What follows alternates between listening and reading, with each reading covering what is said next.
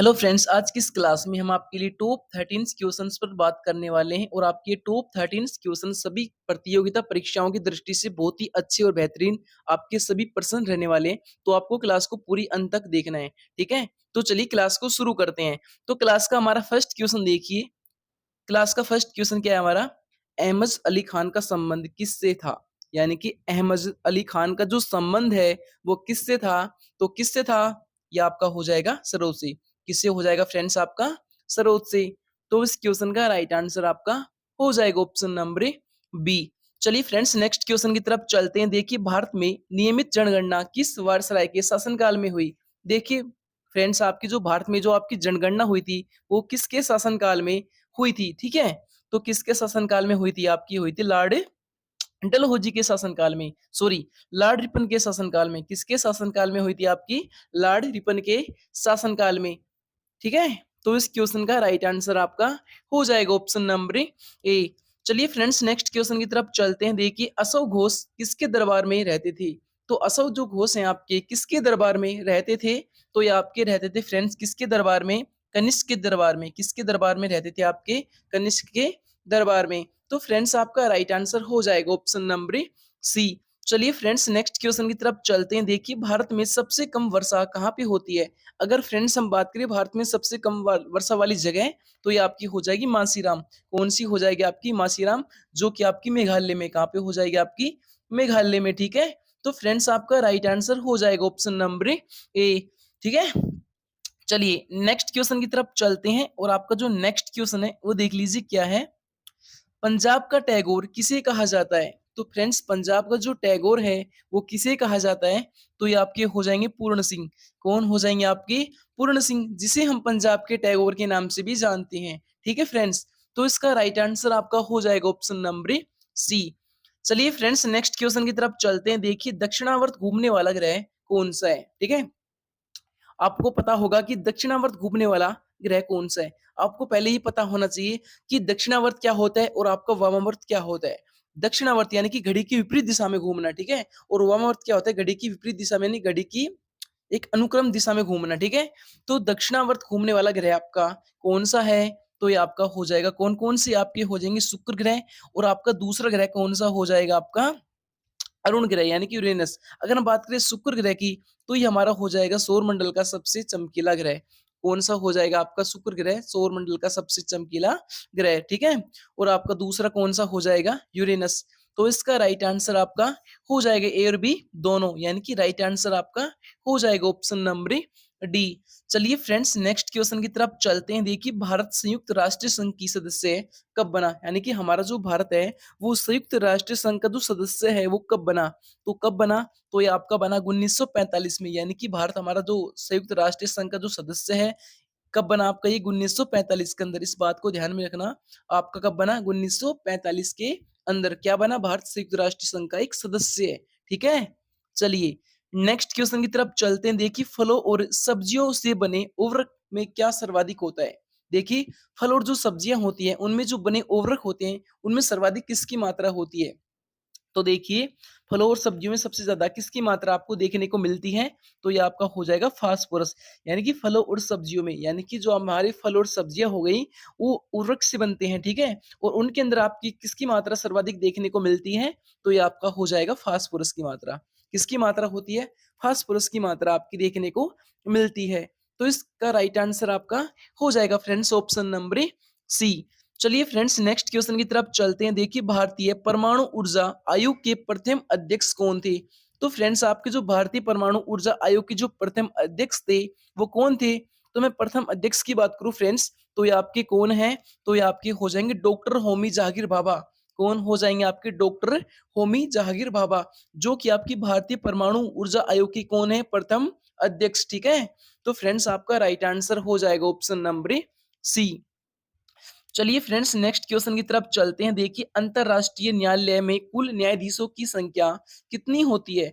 तो अंतरराष्ट्रीय अगर बात करें अंतरराष्ट्रीय की, ठीक है, इंटरनेशनल की मैं बात करूं, तो इंटरनेशनल जो आपके न्यायालय होते हैं उनमें कुल न्यायाधीशों की जो संख्या होती है वो कितनी होती है? तो ये आपकी होती है कितनी? टोटल 15 है।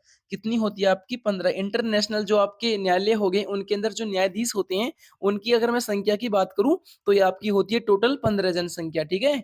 तो इसका राइट आंसर आपका हो जाएगा फ्रेंड्स ऑप्शन नंबर बी। चलिए फ्रेंड्स नेक्स्ट क्वेश्चन की तरफ चलते हैं। देखिए किस वेद को गीतों के रूप में गाया जाता है। तो फ्रेंड्स आपका कौन सा वेद है जिसको हम गीतों के रूप में गाते हैं। तो वेद की मैं बात करूं तो आपका वेद कौन सा हो जाएगा। तो वेद आपका हो जाएगा सामवेद। वैसे मैं वेद की बात करूं तो वेद आपके होते हैं 4। कौन कौन से होते हैं नाम बताइए जल्दी से। तो कौन कौन से होते हैं आपके ऋग्वेद हो गया, यजुर्वेद हो गया, सामवेद हो गया और आपका अर्थवेद हो गया, ठीक है। अब आपसे मैं क्वेश्चन करता हूं कि सबसे पुराना सबसे प्राचीन आपका वेद कौन सा है। इसका जवाब आप हमें कमेंट सेक्शन के माध्यम से दीजिए, ठीक है। चलिए मैं नेक्स्ट क्वेश्चन की तरफ चलता हूं। देखिए पाटलिपुत्र की स्थापना किसने की थी। तो फ्रेंड्स आपकी जो पाटलिपुत्र है उसकी स्थापना की अगर हम बात करें तो इसकी जो स्थापना है वो किसने की आपकी उदयन ने। किसने की आपकी उदयन ने, ठीक है। किसकी स्थापना आपकी पाटलिपुत्र की स्थापना। तो फ्रेंड्स आपका राइट आंसर हो जाएगा ऑप्शन नंबर ए। चलिए फ्रेंड्स नेक्स्ट क्वेश्चन की तरफ चलते हैं। देखिए नटराज की मूर्तियां किस काल की है। यानी कि जो आपकी नटराज की जो मूर्तियां हैं जो आपकी स्ट्रक्चर बनी हुई हैं वो किस काल की हैं, ठीक है। तो मैं काल की बात करूं ना तो ये आपकी हो जाएंगी चोल काल की। यानी कि जो हमारी नटराज की जो मूर्तियां हैं ये आपकी चोल काल की बनी हुई है। किस काल की बनी हुई है आपकी चोल काल की। कौन सी आपकी मूर्तियां नटराज की मूर्तियां। बड़ा इंपॉर्टेंट क्वेश्चन है, ध्यान में रखना है इसको, ठीक है। चलिए नेक्स्ट क्वेश्चन की तरफ चलते हैं। देखिए पुलकेशिन द्वितीय का दरबारी कवि कौन था। देखिए फ्रेंड्स पुलकेशिन अगर मैं द्वितीय की बात करूं तो इसका जो दरबारी कवि था वो कौन था। तो ये आपके कौन थे, रवि कीर्ति। कौन थे आपके, रवि कीर्ति। तो फ्रेंड्स आपका राइट आंसर हो जाएगा ऑप्शन नंबर डी। चलिए फ्रेंड्स नेक्स्ट क्वेश्चन की तरफ चलते हैं। देखिए फ्रेंड्स जिसने भी क्लास को शेयर नहीं किया ना क्लास को शेयर कर दीजिए क्योंकि आपको बहुत ही अच्छे कंपटीशन एग्जाम की लेवल से आपको यहाँ पे बहुत ही अच्छी और शानदार तरीके से आपको जीके और जीएस के क्वेश्चंस करवाए जा रहे हैं, ठीक है। तो देखिए भारत पर आक्रमण करने वाला प्रथम मुस्लिम आक्रमणकारी कौन था। देखिए अगर हम बात करें भारत पर आक्रमण करने वाले इंसान की, ठीक है, तो कौन सा इंसान था जो मुस्लिम भी था, ठीक है, और आक्रमणकारी भी था, कौन था। तो ये आपके कौन थे। तो ये आपके थे मोहम्मद बिन कासिम। कौन थे आपके, मोहम्मद बिन कासिम, जो कि आपके एक मुस्लिम संप्रदाय से थे, ठीक है। भारत पर पहले व्यक्ति कौन थे जिन्होंने आक्रमण किया। तो ये आपके कौन थे, मोहम्मद बिन कासिम। और पहले कौन थे, मुस्लिम इंसान थे, ठीक है। तो इस क्वेश्चन का राइट आंसर आपका हो जाएगा ऑप्शन नंबर ए। चलिए फ्रेंड्स मैं नेक्स्ट क्वेश्चन की तरफ चलता हूं। देखिए किन्ना स्वामी अभ्यारण्य किस राज्य में स्थित है। यानी कि जो आपका किन्ना स्वामी जो आपका अभ्यारण्य है वो किस राज्य में है। तो मैं राज्य की बात करूं तो आपका हो जाएगा आंध्र प्रदेश राज्य में। यानी कि जो आपका किन्ना स्वामी जो आपका अभ्यारण्य है ये आपका हो जाएगा आंध्र प्रदेश राज्य में, ठीक है। तो इस क्वेश्चन का राइट आंसर आपका हो जाएगा ऑप्शन नंबर बी। अगर मैं बात करूं आंध्र प्रदेश की तो आंध्र प्रदेश आपका सबसे ज्यादा वनों वाला राज्य भी कहलाता है। यानी कि सबसे ज्यादा अगर वन की बात करूं मैं तो सबसे ज्यादा वन आपके कहाँ पे हैं। तो ये आपके हैं कहाँ पे, आंध्र प्रदेश में, ठीक है। चलिए नेक्स्ट क्वेश्चन की तरफ चलते हैं। देखिए बड़ा शानदार क्वेश्चन है आपका। देखिए बारदोली आंदोलन किसके नेतृत्व में हुआ था। तो बारदोली जो आपका आंदोलन है वो किसके नेतृत्व में हुआ था। तो किसके नेतृत्व में हुआ था बारदोली आंदोलन। तो ये आपका हुआ था सरदार पटेल के नेतृत्व में। किसके नेतृत्व में हुआ था आपका, सरदार पटेल के नेतृत्व में। तो फ्रेंड्स आपका राइट आंसर हो जाएगा ऑप्शन नंबर ए। चलिए फ्रेंड्स नेक्स्ट क्वेश्चन की तरफ चलते हैं। देखिए किस अनुच्छेद के तहत 14 वर्ष या कम उम्र वाले के बच्चों के लिए जो कारखानों में काम नहीं कर सकते उन पर एक प्रतिरोध लगाया गया है, ठीक है।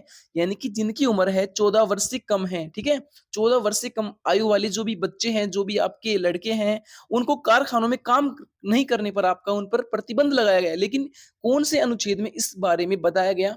हमसे अनुच्छेद पूछा है, ठीक है, हमसे आर्टिकल के बारे में हमसे पूछा है, ठीक है। तो अगर हम आर्टिकल की बात करें तो आपका आर्टिकल नंबर कौन सा हो जाएगा, 24। यानी कि आर्टिकल नंबर 24 में क्या बताया कि जो भी हमारे 14 साल से कम वर्ष वाले जो बच्चे हैं वो कारखानों में काम नहीं कर सकते, उन पर कार्रवाई की जा सकती है। इस चीज के बारे में आर्टिकल 24 में उल्लेखनीय बातें की गई हैं, ठीक है। तो इसका राइट आंसर आपका हो जाएगा ऑप्शन नंबर बी। चलिए फ्रेंड्स नेक्स्ट क्वेश्चन की तरफ चलते हैं। देखिए बादलों की दिशा तथा गति मापने वाला यंत्र कहलाता है। तो बादलों की दिशा और गति को मापने वाला जो यंत्र है वो आपका क्या कहलाता है। तो ये आपका कहलाता है फ्रेंड्स क्या, नेफोमीटर। क्या कहलाता है आपका नेफोमीटर, यानी कि बादलों की दिशा, ठीक है, बादलों की दिशा, बादलों की डायरेक्शन तथा गति, यानी कि उसकी गति को मापने वाला यंत्र कौन सा हो जाएगा आपका नेफोमीटर, ठीक है। चलिए नेक्स्ट क्वेश्चन की तरफ चलते हैं। देखिए पंचशील सिद्धांत, यानी कि पंचशील सिद्धांत किन दो देशों के बीच हुआ, यानी कि पंचशील समझौता सिद्धांत समझे, ठीक है। तो ये आपका हुआ था, ध्यान में रखना, भारत और चीन के बीच, यानी कि भारत और चीन के बीच आपका कौन सा समझौता हुआ था, आपका पंचशील समझौता। तो इस क्वेश्चन का राइट आंसर आपका हो जाएगा ऑप्शन नंबर बी, ठीक है। चलिए नेक्स्ट क्वेश्चन की तरफ चलते हैं। देखिए किसान विकास पत्र योजना कब प्रारंभ हुई, तो किसान विकास जो पत्र योजना है ये आपकी प्रारंभ हुई कब, 1988 में, ठीक है। तो फ्रेंड्स आपका राइट आंसर हो जाएगा ऑप्शन नंबर सी, कब प्रारंभ हुई आपकी किसान विकास पत्र योजना, आपकी 1988 में। चलिए फ्रेंड्स नेक्स्ट क्वेश्चन की तरफ चलते हैं। देखिए संयुक्त राष्ट्र संघ नाम किस अमेरिकी राष्ट्रपति ने दिया, तो जो आपका संयुक्त राष्ट्र संघ जो नाम है वो किस अमेरिकी राष्ट्रपति ने दिया, ठीक है। तो किसने दिया, तो ये आपका दिया फ्रैंकलिन डी रूजवेल्ट ने, किसने दिया आपका फ्रैंकलिन डी रूजवेल्ट ने। तो फ्रेंड्स आपका राइट आंसर हो जाएगा ऑप्शन नंबर ए। चलिए फ्रेंड्स नेक्स्ट क्वेश्चन की तरफ चलते हैं। देखिए एशिया का पेरिस किसे कहा जाता है, तो एशिया की पेरिस के नाम से हम कौन से देश को जानते हैं, तो कौन सा देश हो जाएगा एशिया का पेरिस जिसे हम बोलते हैं, तो ये आपका हो जाएगा थाईलैंड, कौन सा हो जाएगा थाईलैंड, और जिसे हम ठंडे स्थान के नाम से भी जानते हैं, ठीक है। यानी कि अगर बात करें ठंडे स्थान के नाम से जानते वाला सॉरी ठंडे स्थान से जानने वाला जो देश है वो कौन सा है, ये भी आपका थाईलैंड हो जाएगा, ठीक है। चलिए नेक्स्ट क्वेश्चन की तरफ चलते हैं। देखिए रिजर्व बैंक ऑफ नोट, यानी कि रिजर्व बैंक कब से नोट निर्गम का कार्य कर रहा है, तो कब से कार्य कर रहा है रिजर्व बैंक, यानी कि आपका आरबीआई, ठीक है।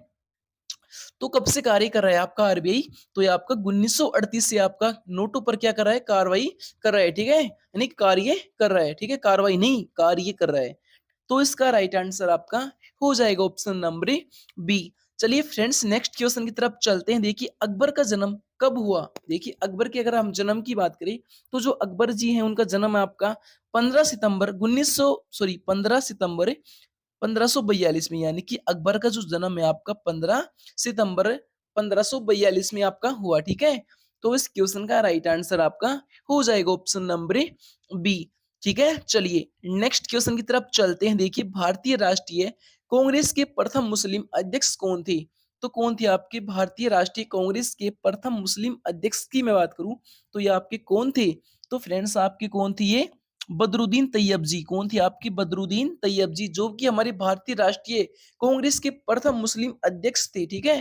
तो इसका राइट आंसर आपका हो जाएगा ऑप्शन नंबर सी। चलिए नेक्स्ट क्वेश्चन की तरफ चलते हैं। देखिए लोहे स्तंभ को किसके द्वारा बनवाया गया, तो लोहे स्तंभ का निर्माण किसके द्वारा करवाया गया, तो ये आपका करवाया गया किसके द्वारा, तो ये आपका चंद्रगुप्त द्वितीय के द्वारा आपका लोहे स्तंभ को बनवाया गया, ठीक है। यानी कि लोहे स्तंभ को किसके द्वारा बनवाया गया, इसका निर्माण किसके द्वारा करवाया गया, यानी कि इसको किसके द्वारा निर्मित किया गया, सभी का मीन्स मतलब एक ही है, ठीक है। क्वेश्चन की लैंग्वेज समझिए आप। तो इसका जो राइट आंसर हो जाएगा वो आपका हो जाएगा चंद्रगुप्त। चलिए मैं नेक्स्ट क्वेश्चन की तरफ चलता हूं। देखिए संविधान की भाग नंबर 9 में किसका वर्णन है, ठीक है, संविधान का जो आपका भाग नंबर 9 है इसमें किसके बारे में बताया गया, तो किसके बारे में बताया गया भाग नंबर 9 में, तो ये आपका बताया गया किसके बारे में, पंचायत के बारे में, ठीक है। यानी कि पंचायत के बारे में जो भी उनकी उल्लेखनीय जो भी बातें हैं उन सभी का सॉल्यूशन, यानी कि उन सभी की जो भी बातें हैं वो सभी आपकी भाग नंबर 9 में बताई गई हैं। तो इसका राइट आंसर आपका हो जाएगा ऑप्शन नंबर ए। चलिए मैं नेक्स्ट क्वेश्चन की तरफ चलता हूं। देखिए स्वतंत्र भारत की पहली औद्योगिक नीति की घोषणा कब हुई थी, तो स्वतंत्र भारत की जो पहली आपकी औद्योगिक नीति है इसकी जो घोषणा है यह आपकी कब हुई थी, तो यह आपकी हुई थी कब, 1948 में, कब हुई थी आपकी 1948 में, ठीक है। तो फ्रेंड्स आपका राइट आंसर हो जाएगा ऑप्शन नंबर डी। देखिए आखिरी क्वेश्चन क्या है हमारा, सबसे अधिक विषैली मछली कौन सी है, देखिए सबसे ज्यादा विषैली मछली कौन सी है, आपसे विषैली मछली के बारे में पूछा है क्वेश्चन में, ठीक है। तो ये आपकी हो जाएगी स्टोन फिश, यानी कि स्टोन फिश आपकी सबसे विषैली मछली कहलाती है, कौन सी आपकी सबसे विषैली मछली कौन सी आपकी स्टोन फिश। तो फ्रेंड्स आपका राइट आंसर हो जाएगा ऑप्शन नंबर सी। तो फ्रेंड्स आज की इस क्लास में यही प्रश्न थे जो कि आपकी बहुत ही इंपॉर्टेंट क्लास थी जीके और जीएस की क्वेश्चन होगी। हम मिलते हैं आपसे नेक्स्ट क्लास में। जब तक के लिए जय हिंद, जय भारत।